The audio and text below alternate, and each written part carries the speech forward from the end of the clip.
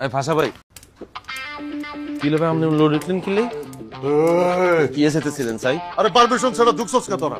শতান কোনে পারমিশন নেওয়ার সময় নাই, মাথা মধ্যে পুরো হ্যাং হয়ে গেছে। তাহলে তোরা একটু ঘুরে আয় না, আমি প্যান্ডা বইরা লই। আপনি নিচে কিছু পড়েন নাই? না আমি ল্যাংটা। আমার তাহলে কি আর কয়? আচ্ছা ভাই, ডিসকাস্টিং হ্যাবিট। আরে চেয়ার কি আছে, আমি তো শিশুর মতো।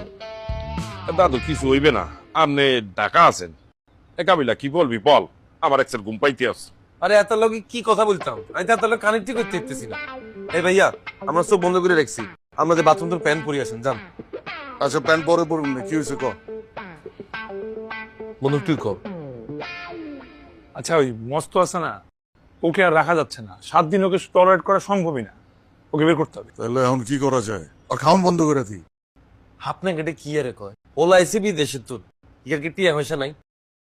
আমরা তারা খাইতে না দিলে যে কি ক্ষুধার্ত থাকবো না, ঠিকই তো যে বাইরে তুমি খাইয়েছি। আমার মনে কয় কি মস্তরে রাত্রিকালীন আমার ঘরে রাখিয়ে দিই, জোত মতো একটা দিয়ে দিব, মানে কোন দেখছেন পাগল হইয়ে যাবে।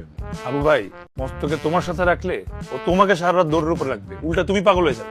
আচ্ছা বন্ধু, ইয়ারে ইংলিশে কড়া কিছু গালি দিয়ে অপমান করতে ইত্তি না? ও আসার পর থেকে ওকে আমি সমানই ইনসাল্ট করতেছি, কিন্তু আমার ইনসাল্ট বুঝেই না। এখন আই ফিল ইনসাল্টেড। অন ভাইয়া কি করতাম বলেন না, আমরা তো এখানে অর্ধেক লাইনটা আরাম করে উঠতে রয়েছেন, একটা বুদ্ধি দেন না।